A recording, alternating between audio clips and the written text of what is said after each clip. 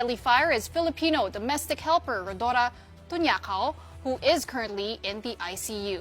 Tunyacao was trapped on the 13th floor of the building with her employer and a 3-month-old child, and she was still able to send this recording. Kami nasusunugan yung building dito. Na-stuck na kami sa room. Ang usok na dito sa loob. Hawak-hawak ko yung baby. Tulungan niyo kami. Tulungan niyo. Nasusunog na kami. After sending that recording, Tunyacao could not be reached anymore, and her family is now worried about her condition since she's just new in Hong Kong.